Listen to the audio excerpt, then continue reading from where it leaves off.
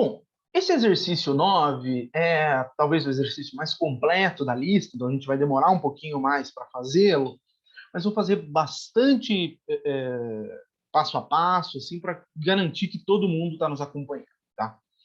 Então, esse é um exercício que vai colocar duas questões principais.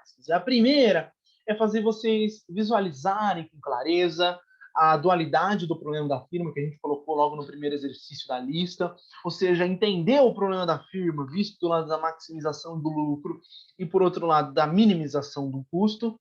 E, num segundo momento, a gente vai encontrar as demandas condicionais dos fatores, ou seja, se lá em consumidor a gente procurava entender qual era a demanda ótima por um determinado bem, dada a preferência do agente, aqui a gente vai estar dizendo o seguinte: dada a função de produção, qual é a demanda ótima pelo fator da firma? Tá? É isso que a gente vai fazer nesse exercício. Como eu disse, talvez demore, mas vamos com calma para que todo mundo nos acompanhe. Tá?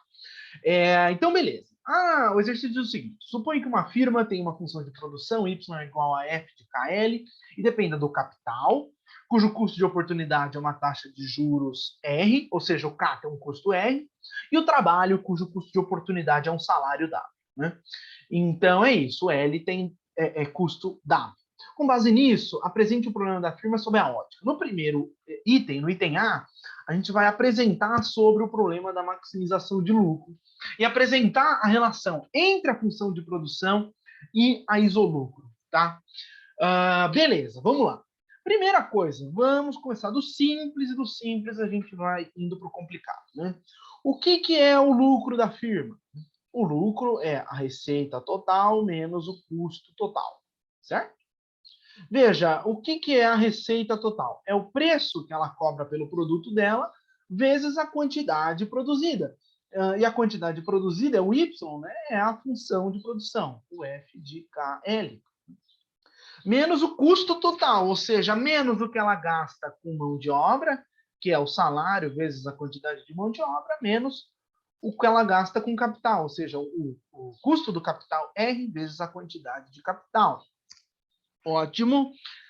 Vamos lá. Se eu maximizar esse lucro escolhendo determinadas quantidades de L e de K, ou seja, vamos entender num primeiro momento aqui esse problema como um problema de longo prazo, em que as quantidades de L e de K são variáveis, o que eu vou ter? Né? Eu vou derivar a minha função lucro em relação à quantidade de capital, e isso vai me dar P vezes a derivada da função de produção em relação ao capital é o produto marginal do capital. Né? Menos, se eu derivar o custo, né? Ou seja, se eu derivar o R vezes o K por K, vai dar R. Então, isso aqui vai dar igual a zero. Vejam vocês que isso aqui vai me dar a seguinte condição, de que o produto marginal do capital é igual ao R sobre P. Já vou interpretar esse resultado com vocês, me deem um segundo. Né? Se eu for colocar esse mesmo problema em relação à quantidade de trabalho, isso vai me dar que o preço vezes o produto marginal do trabalho menos o W vai ser igual a zero, né? A gente está otimizando aqui, tirando as condições de primeira ordem. Isso vai me dar que o produto marginal do trabalho é igual ao W sobre o P. Vamos interpretar, vamos pegar aqui o caso do trabalho, né, como ilustrativo, tá? Mas vale, evidentemente, para o capital também. O que essa condição está me dizendo? Está me dizendo que a firma vai contratar a pessoa até o ponto em que o seu produto marginal iguale o seu salário real. O W sobre P é o salário real. Por quê? Pense o seguinte, né, que a gente está falando, digamos, de um salário por hora e que essa pessoa ganhe, digamos, vamos pegar um exemplo, né? Suponha aqui, por exemplo, que esse salário seja de R$ 10 por hora e que, deixa eu tirar aqui, que esse salário seja de R$ 10 por hora e que ele produza, digamos, um certo produto que custa 5. Ou seja, o salário real dele é de 2, né? 10 dividido por 5, o que significa que o produto marginal dele é de 2 unidades daquilo que ele mesmo produz. Ou seja, na hora trabalhada dele, ele produz 2 unidades, né, em termos de salário dividido pelo preço daquilo que ele produz. Tá? Se o produto marginal do trabalho fosse maior do que esse salário real, isso quer dizer que o trabalhador adicional produz mais do que ele custa, então vale a pena contratá-lo, né? Se o produto marginal do trabalho for menor do que aquilo que ele custa em termos reais, vale a pena diminuir a quantidade contratada de trabalho, que significa que ele está gerando para a empresa, em termos de produto marginal, menos do que aquilo que ele custa. A gente pode sumarizar essa ideia num gráfico mais ou menos assim, né? Se eu colocar o nosso produto marginal do trabalho, a gente sabe que o produto marginal... Opa, perdão. A gente sabe que o produto marginal ele é decrescente, certo? Deixa eu fazer um gráfico melhor aqui. A gente sabe que o nosso produto marginal é decrescente. Vamos considerar isso aqui sendo o produto marginal do trabalho, e nesse eixo aqui a gente tem a quantidade de trabalho. Tanto o salário quanto o custo, o preço do produto final, a gente considera como dados, né? Então, isso quer dizer que tem um determinado nível aqui que determina para a gente qual que é o W sobre P. Então, essa relação está nos dizendo que a firma vai contratar uma quantidade ótima de trabalho, onde o produto marginal desse trabalho iguale o seu salário real. Tá? Novamente, se for menos, se tiver um ponto aqui, né, o produto marginal é maior do que custa. Tem uma diferença aqui, então vale a pena para a firma contratar mais. Ao contrário, se for menos, se eu tiver no outro lado, digamos, aqui, né, o produto marginal é menor do que custa, então vale a pena diminuir a quantidade de trabalho. Portanto, a quantidade ótima é dada por esse L estrela. Né? Muito bem, vimos agora essa condição. O exercício, né, o item A aqui, está nos dizendo o seguinte, né? Mostre a relação entre a função de produção e a isolucro. Tá? Vamos considerar que a gente está agora numa situação em que a gente escolhe só a quantidade de trabalho, ou seja, suponha, por simplicidade, que a gente está tratando o capital como fixo, no curto prazo. Né? Legal, o que seria então a isolucro? Vamos definir aqui. Né? A isolucro é a função que representa todas as combinações de produção final e de insumo, vamos considerar que no nosso caso trabalho, né? E de insumo que mantém o lucro da firma constante, tá? Vamos colocar isso de uma maneira bastante simples, tá? Como eu disse, vamos supor aqui que o nosso capital está fixo num determinado nível CABAR, tá? Isso é só uma suposição para a gente trabalhar com um único insumo na nossa análise. O que é o lucro da firma? De novo, né? Não vai ser o P vezes o Y, menos o W vezes o L, menos o R vezes o nosso K-barra. Né?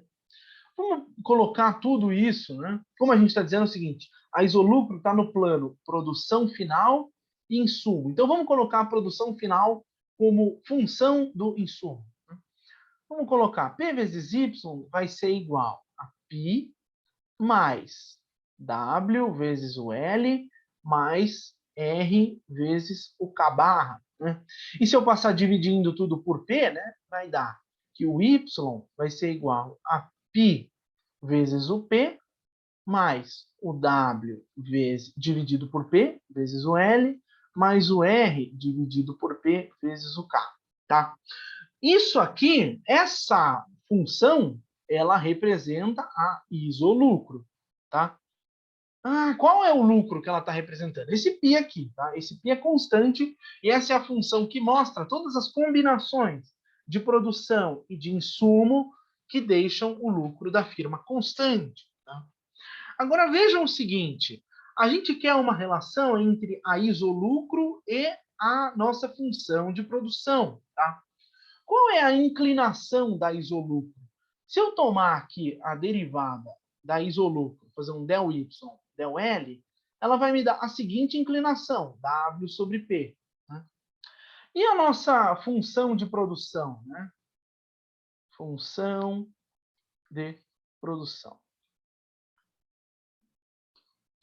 Ela não é o F de KL? Né? De modo que, igual a Y, né? Nesse caso, se eu tomar a derivada do y em relação ao L, o que eu vou ter?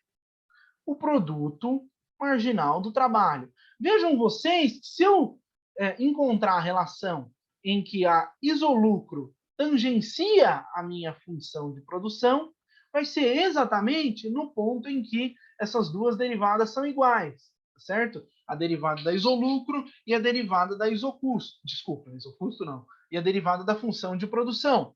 Portanto, é a condição que a gente viu acima, né? Ou seja, vai ser a condição de que o produto marginal do trabalho, ou seja, a derivada da função de produção, iguala o W sobre P, que é, como nós vimos, a derivada, a inclinação da isolucro. Tá? No Varian, ele coloca isso numa figura, acho que fica bastante claro para vocês verem, eu vou reproduzir ela aqui, e aí fica mais evidente para vocês verem do que a gente está falando. Né? Essa relação, né, deixa eu colocar, puxa, eu gostaria que ficasse mais... não vai dar. Tudo bem. Essa relação é dada por essa figura aqui, né, que ele coloca, deixa eu tentar colocar ela mais perto aqui das nossas continhas, né? E aqui, né? Ou seja, é exatamente nesse ponto em que eu tenho a minha isolucro, que é essa função que tem essa inclinação positiva, né? Ou seja, aqui, essa é a nossa isolucro, no ponto em que ela tangencia a nossa função de produção, tá? Que é, que é essa função azulzinha aqui, que ela é côncava em relação à origem, tá? Então, a nossa condição de maximização de lucro aqui é que o produto marginal do fator iguale a sua remuneração real, tá? Essa é a condição de maximização de lucro, e aí a gente encontra a relação entre a função de produção e a isolucro. Legal. Agora a gente vai ver o que nos pede o item B, né? Esse é o último que a gente viu aqui. O item B vai nos fazer vai nos propor o seguinte problema: colocar o problema da firma sob o ponto de vista da minimização de custos, né? Apresentando a relação entre a isoquanta e a isocusto, tá? Maravilha? Vamos lá. O que a gente sabe? Né? Se eu estou aqui nesse contexto de apresentar para vocês o problema da minimização de custos, vamos colocar qual é o problema, né? O problema da firma, nesse caso, é minimizar o seu custo, que é o quê? Qual é o custo da firma? É o WL mais o R vezes o K, escolhendo as quantidades de trabalho e de capital, mas ela minimiza isso sujeito a que a firma produza, né, o F de KL seja maior ou igual a um determinado nível de produção. Né? Isso tem um formato bastante parecido, bastante familiar para vocês, e nos sugere que a gente vai resolver isso através de um Lagrangiano. Então, montando o problema, né, a gente vai ter que a nossa função objetivo, que a gente quer minimizar, vai ser o W vezes o L, mais o R vezes o K. Se alguém tiver dúvidas aí em relação a se a gente está realmente minimizando, façam a esse ANA, tal como nós discutimos na primeira monitoria. Né? E aqui a nossa função de restrição vai nos dar o F de KL menos o Y. Tá? Maravilha. Vamos tirar as condições de primeira ordem. Tá? Vai ser a derivada do Lagrangiano em relação ao L. Isso vai me dar W mais lambda vezes o quê? Se eu derivo a função de produção em relação ao L, vai me dar um produto marginal do trabalho, correto? Isso aqui é igual a L, e, portanto, essa condição vai ser de que o W é igual ao negativo de lambda vezes o produto marginal do trabalho. Tá? Vamos chamar isso aqui de 1. A segunda condição de primeira ordem vai ser a derivada do Lagrangiano em relação ao capital. Isso vai me dar R mais lambda vezes o produto marginal do capital, concorda? Isso aqui é igual a 0. Portanto, isso vai me dar que o R é igual ao negativo do produto marginal do capital. Isso aqui vamos chamar de 2, tá? Maravilha! O que eu vou fazer agora, né, para encontrar uma condição para a relação entre o capital, desculpe, entre o produto marginal e o preço dos fatores? A gente vai dizer o seguinte, né, dividindo 1 por 2, opa, temos que, né, se a gente dividir a equação 1 pela equação 2, né, a gente vai cortar aquele menos lambda, né, que está dos dois lados, e a gente vai chegar na seguinte relação, de que o produto marginal do trabalho dividido pelo produto marginal do capital é igual ao W sobre R. Tá? Isso aqui, gente, é super importante. É talvez uma das condições mais fundamentais do estudo de teoria da firma, e é a partir disso que boa parte dos exercícios vão ser encaminhados, tá? Ou seja, entendam bem essa relação. É essa condição que nos garante que nós estamos minimizando custos. Essa é a condição para minimização de custos. Opa! Minimização de custos. Tá? Supondo, evidentemente, que a solução seja interior. Tá? Essa ressalva que eu estou fazendo de solução interior vai ficar claro quando a gente for discutir no próximo item algumas funções específicas. Tá? Agora, notem que o exercício está nos pedindo para a gente mostrar a relação entre a isoquanta e a isocusto. Vejamos, né? O que eu sei sobre a isoquanta? A isoquanta, qual que é isoquanta? Qual que é a inclinação da isoquanta? Isso a gente já viu exaustivamente na última lista, nas monitorias anteriores. Não vou mostrar de novo o porquê, mas a inclinação da isoquanta no plano K por L, né, vai ser o negativo do produto. Deixa eu ver se é assim mesmo que eu quero fazer. Exatamente. Vai ser o negativo do produto marginal do trabalho dividido pelo produto marginal do capital. Essa é a inclinação da isoquanta. E a isocusto, né? Primeiro, o que é a isocusto? A isocusto, ela se refere a todas as combinações de capital e de trabalho que mantém o custo de produção igual, tá? Então, vejam vocês, né? Vamos pôr primeiro um certo C, né? Que a gente vai chamar de C barra, que vai ser igual a W vezes o L mais o R vezes o K, tá? Essa produção é dada por um certo custo C barra, tá? A gente quer colocar isso no plano capital por trabalho, vamos isolar o capital, né? Vai ficar RK é igual a C barra menos o W vezes o L. Se eu dividir tudo por R, vai dar que o K é igual a C barra sobre R menos o W sobre o R vezes o L. Se eu for tirar a inclinação da isocusto, ou seja, se eu for colocar, derivar o ΔK, essa é a função da isocusto, tá, gente? Deixa eu deixar isso aqui claro, né? Deixa eu pôr aqui, né? Para que talvez não tenha nenhum tipo de dúvida, né? Inclinação, não, isocusto. Essa é a isocusto. Tá? E qual é a inclinação da nossa isocusto, né? Para isso a gente tem que inclinação. Vamos pôr aqui. Inclinação. A gente vai fazer a derivada da função em relação ao L, né? Então isso vai nos dar que a inclinação é o W menos o W dividido por R. Vejam vocês que quando a tangente, quando que vai ter tangência entre a isoquanta e a isocusto? Quando igualar o produto a razão entre os produtos marginais e o W sobre R. Não é exatamente isso que nós encontramos aqui em cima, no caso da minimização de custos, né? Ou seja, as duas coisas as inclinações das duas coisas, da isoquanta e da isocusto, vão ser iguais quando a razão entre os produtos marginais for igual à razão dos preços dos fatores, né?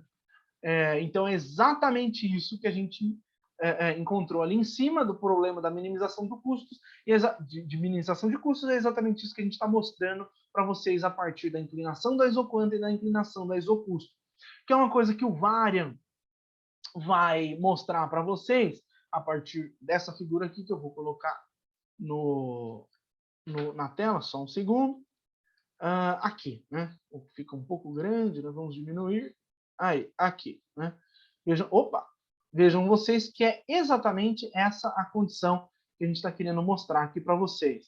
Ou seja, a isocusto é essa linha vertical, né? Deixa eu colocar ela em vermelho aqui para vocês, né?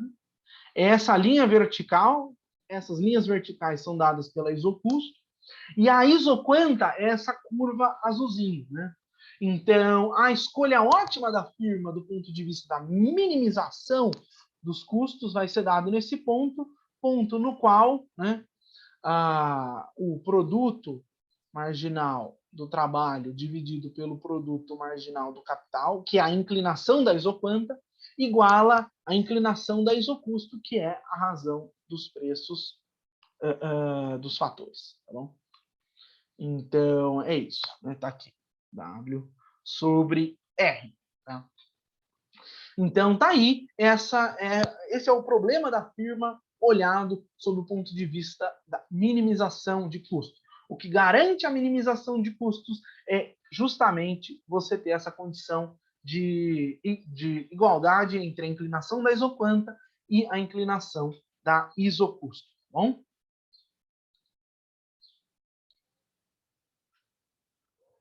Bom, então agora a gente vai fazer a parte mais divertida assim, da coisa, né? Que é, a partir de determinadas funções de produção, a gente encontrar as demandas ótimas pelos fatores. Ou seja, aqui a gente vai ter várias tecnologias. Ou seja, eu vou ter aqui, por exemplo, uma Cobb-Douglas, uma tecnologia de proporções fixas, uma tecnologia de substitutos perfeitos, uma tecnologia que mistura as duas coisas, ou seja, mistura proporções fixas, né, complementos perfeitos com substitutos perfeitos, e eu vou ter até uma função quase linear aqui, né? Então, vai dar para a gente explorar, vai dizer o seguinte, dada essa tecnologia, qual é a minha demanda ótima por capital? Qual é a minha demanda ótima por trabalho? Né? E aí a gente vai explorar um pouco cada uma dessas tecnologias, o que cada uma delas tem de interessante. A primeira coisa a vocês perceberem é que para eu obter a demanda ótima pelos fatores, eu tenho que aplicar a minha condição de minimização de custos. Qual é mesmo? No item 1, né, que a gente vai fazer aqui, é uma função Cobb-Douglas, ou seja, o f do KL é igual ao A vezes o K alfa vezes o L beta. Lembrem o seguinte, a nossa função de produção ela vai ser utilizada na nossa condição de minimização de custos. E naquela minimização de custos, qual era a mesma condição que a gente chegou? Foi de que o produto marginal do trabalho dividido pelo produto marginal do capital tem que ser igual ao W sobre R. Legal, mas qual que era mesmo a nossa condição, né? Era de que a nossa função de produção, né, F de KL, fosse maior ou igual a um determinado nível de produto. Né? Vamos chamar por Y maiúsculo. Né? Fosse maior ou igual a um determinado nível de produto. Supondo aqui, como a gente está sempre supondo que a nossa tecnologia ela é monotônica, ou seja, quantidades adicionais de insumo nunca vão diminuir a nossa produção, a gente pode assumir uma restrição de igualdade. Então, no caso, qual vai ser o nosso procedimento padrão?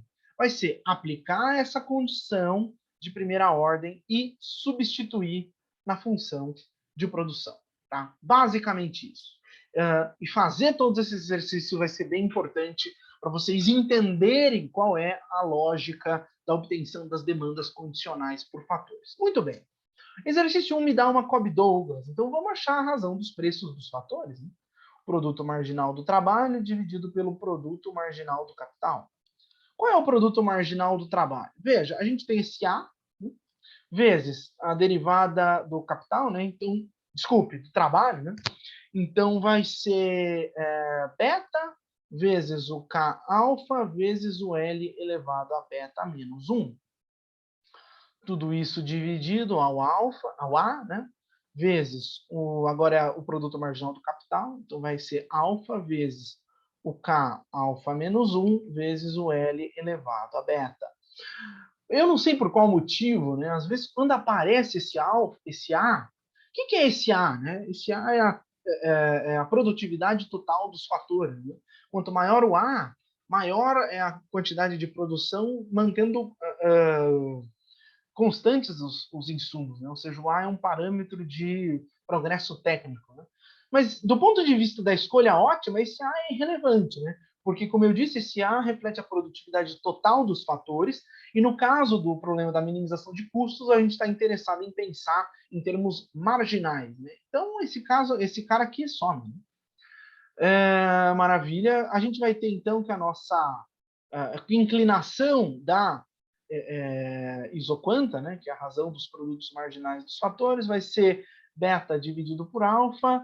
Aqui vai dar K elevado a alfa menos K elevado desculpe, K elevado a alfa dividido por K elevado a alfa menos 1. Isso aqui vai dar para a gente K elevado a 1. Né?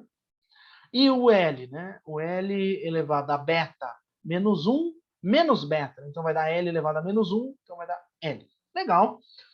O que eu sei agora é que eu tenho que igualar essa razão dos produtos marginais aos preços dos fatores, né? Ou seja, WR. Né?